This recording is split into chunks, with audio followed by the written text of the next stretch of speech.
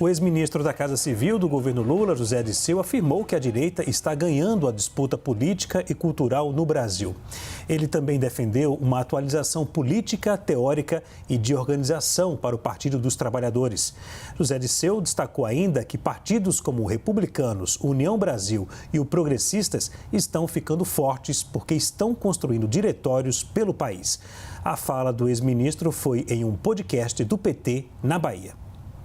O PT vai fazer um congresso em 25, nós temos que pensar tudo isso nesse congresso, né? Como é que nós vamos fazer também essa mudança do PT. O PT também precisa de uma atualização assim, política, teórica, de organização, para enfrentar os desafios.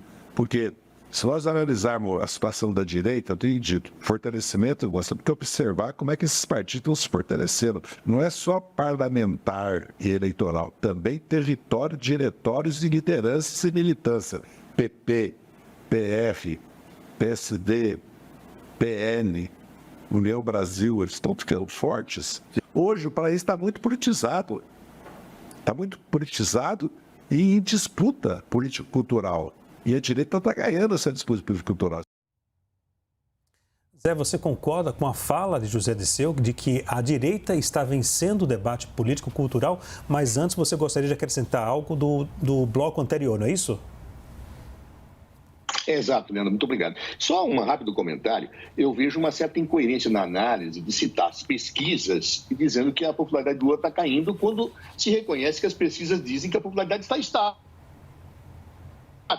Ou seja, quem ganhou as eleições teve a popularidade estável, não caiu, não tem aquela situação que, aí, discordando do Caio, que foi descrita, não tem lógica, eu dizer, em estabilidade de pesquisa e queda de popularidade. Mas indo ao Zé Dirceu, eu acho que ele tem toda a razão, toda a razão. Eu acho que não é um problema só do PT, é um problema da esquerda, e não só da esquerda brasileira. Eu acho que existem alguns desafios que estão colocados que precisam ser enfrentados. O primeiro deles é um desafio teórico. Eu acredito que ainda hoje é mal equacionada, teoricamente na esquerda, a questão democrática. Eu me lembro que Norberto Bobbio fazia essa advertência já há décadas atrás. E nós não temos formulações que busquem traduzir numa perspectiva progressista e de esquerda a melhoria, a qualificação democrática numa sociedade que tem o desenvolvimento tecnológico que hoje nós temos. Isso tem permitido que a direita cresça a partir do desgaste da democracia representativa. E quando eu falo aqui direita, eu não falo da direita liberal, eu falo da extrema-direita, que propõe métodos autoritários de negação da democracia representativa que está em crise no mundo.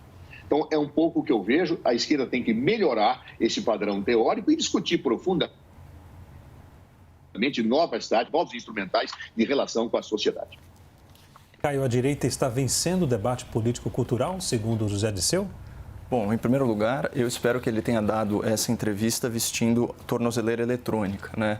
Me causa espécie. A gente está debatendo aí as afirmações desse senhor, né, que foi condenado aí a 32 anos por organização criminosa, por corrupção passiva, por lavagem de dinheiro, e como esse não é um país sério, ele responde isso em liberdade, nós ainda repercutimos as suas ideias, né? Mas, enfim, só uma consideração lateral. Sobre os números anteriores que eu citei, Zé, eles objetivamente mostram uma queda de popularidade do governo entre o começo de 2023 e o final de 2023. Quem quiser olhar aqui, o título é Pesquisas indicam queda na popularidade de Lula em 2023, do Poder 360.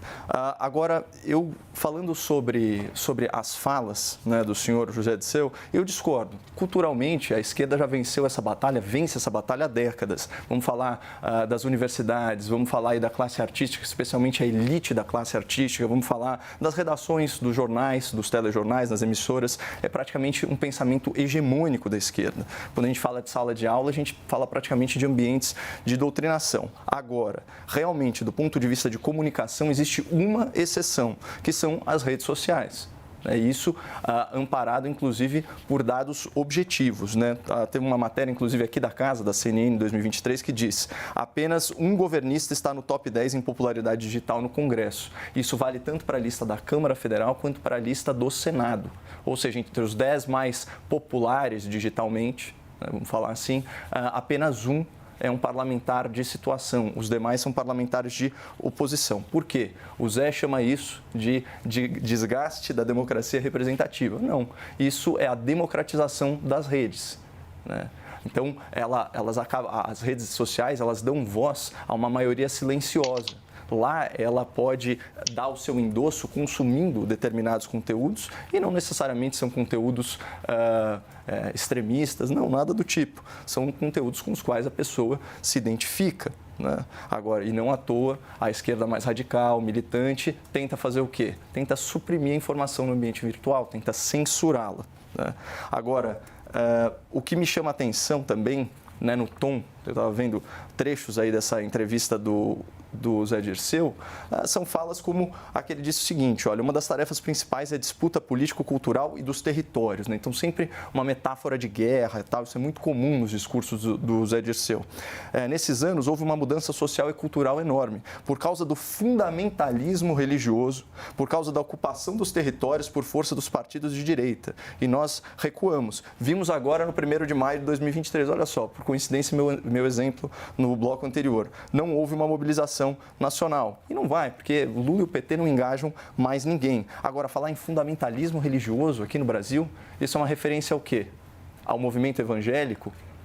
Isso sim é, evitando aí o trocadilho óbvio, é demonizar o seu adversário político. Isso sim é uma linguagem que não é aceitável, a meu ver, ainda mais se a gente quer manter aí pelo menos o verniz, né, de uma discussão democrática. E vamos lembrar que o Zé Dirceu foi aquele que disse o seguinte, né, para o El País: acho improvável que o Brasil caminhe para um desastre total, isso no governo de direita, né? E dentro do país é uma questão de tempo para a gente tomar o poder. Aí nós vamos tomar o poder, que é diferente de ganhar a eleição. Portanto, dar ouvidos a Zé Dirceu é dar ouvidos para esse tipo de ideia, para esse tipo de adjetivação sobre pessoas que pensam de forma diferente, falar em fundamentalismo religioso, falar em tomar o poder. E por isso até peço desculpas pela exaltação, porque eu acho triste a gente trazer isso para o debate público. Sinceramente, eu acho que isso empobrece bastante a discussão democrática no país. Zé concorda com o Caio. Além disso, o PT está atrás nas redes sociais, por exemplo? Não concordo com o Caio. Em primeiro lugar, eu fico muito envaidecido de falar que a crise da democracia é uma visão minha. Mas ela existe, a democracia representativa, ela existe desde Carl Schmitt, um pensador de direita alemão, no século XX. E muitos autores de esquerda e direita falam da crise da democracia representativa. Queria muito eu que ser o formulador dessa ideia. Mas é uma coisa absolutamente assentada na ciência política atual. Acho que poucos discordam disso. O Caio discorda, eu respeito. Mas a maior parte dos cientistas políticos de direita e de esquerda falam da crise da democracia representativa. São dezenas de obras falando sobre isso. Bem, em segundo lugar, eu acho que nós precisaríamos restaurar o Zé Dirceu. Quero lembrar que ele foi absolvido em dezembro do ano passado, com seus processos anulados, e, portanto, num Estado de Direito, mesmo que ele não tivesse sido absolvido, ele tem direito de se pronunciar e ser criticado não por quem é, mas ser criticado pelas suas ideias. E hoje nem por quem ele seja, porque ele foi absolvido. Então, eu quero fazer aqui uma afirmação que a gente não desqualifica argumentos das pessoas tentando desqualificar a pessoa. Ele tem que ir ao argumento. E os argumentos dele, eu posso até discordar. Eu posso concordar, mas devem ser analisados com um critério e cuidado. Ele está correto no que ele fala de crise, a esquerda ainda não aprendeu a dialogar nas redes sociais como deve, há muito a aprender, inclusive a formular teoricamente. Mas eu peço, vamos respeitar as pessoas, independentemente da sua ideologia, não desqualificar. Senhores, obrigado pelo debate. Ideias a partir das pessoas. Não se mata a mensagem, mas pelo mensageiro. Oi? Ok. Senhores, obrigado pelo debate de hoje. O grande debate termina aqui. Lembramos que as opiniões que foram emitidas pelos comentaristas não refletem necessariamente a posição da CNN Brasil. Para você, uma boa noite e até amanhã.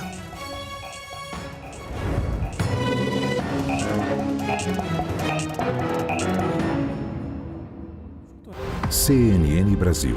Você por dentro de tudo. É negócio. Apoio. Valid, soluções de identificação segura para banking e meios de pagamento.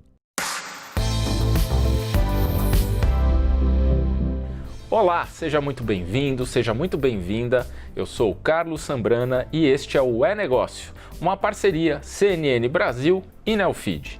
E hoje nós recebemos aqui no programa João Vitor Menin, CEO do Inter, uma das principais fintechs do Brasil. Ô João, tudo bem? Muito obrigado. Um prazer recebê-lo aqui no É Negócio. Sambrano, o prazer é meu. Vai ser um bate-papo muito legal. Estou super animado. Com certeza, vai ser ótimo. Mas antes do nosso papo, a gente vai saber um pouco mais da história do João Vitor e também do Inter. João Vitor Menin é engenheiro civil de formação e possui MBA em finanças. Está no Inter desde 2004. Na companhia, foi membro do Conselho de Administração, diretor executivo e diretor-presidente. É CEO da instituição desde 2015.